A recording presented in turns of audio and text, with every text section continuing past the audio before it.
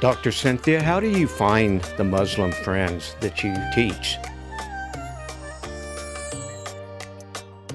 Thanks for that question, David. Actually, it's a very important thing that I would like to discuss with our viewers, because many people don't know how to get connected with Muslims, or once they're connected, how to develop a relationship. To get started off with Muslim friends, or pre-disciples, as I like to call them, OFF is a good reminder. O, outreach, F, follow-up, F, friendship. Certainly, some of you may already be connected with Muslims, but most of the ones I'm following I met on outreach of one kind or another. Usually a small-scale outreach, or an outreach when I'm on my own, more than in a big mosque setting. In other videos, we tell you how to connect with Muslims that you don't already know.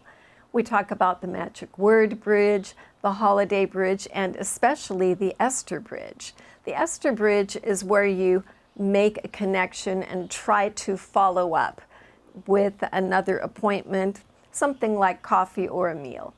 So what I'm encouraging you to do is to get follow-up information. And that may sound easy, but I'm telling you, it can be very difficult. But if you are connecting well with a Muslim, why not ask them if they will go with you to coffee? Why not ask for their contact information? Or what I actually do more often is offer mine first.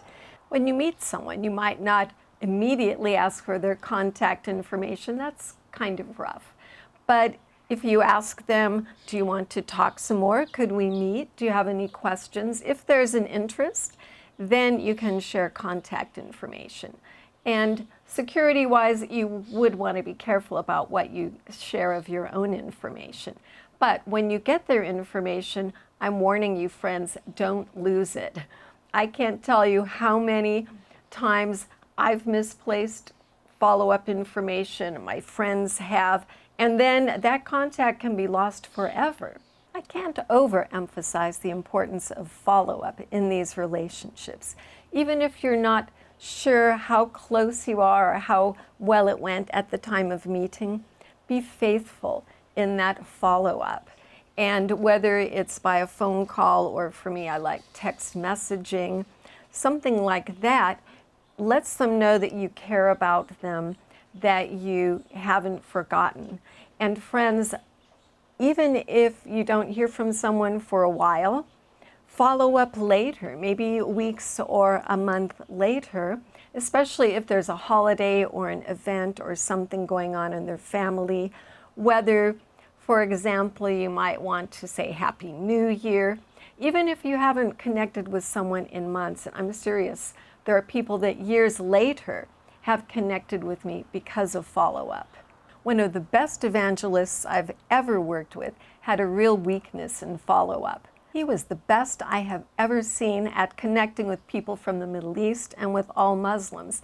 Had a wonderful approach, a cheerful attitude. People immediately loved him and connected to him. But he wasn't good at follow-up. None of us are perfect. We all have weaknesses one way or another, but weaknesses can become strength. We know people that did come to Christ from Islam through his ministry, but there are many we don't know because of the follow-up problem. The third letter of OFF is for friendship. That's when you make a relationship and share your life and your thoughts with your Muslim friend. Just being together as friends, you can share Bible truth in what we call the salt shaker, especially the gospel, using the path of the prophets preferably, but also any bit of biblical truth and the way Christians live and why we live this way can help them understand. And friends, I'll tell you, this does work. And you will find if you start off with OFF, outreach, follow-up, friendship, Muslims stay with you in relationship will often come to Christ.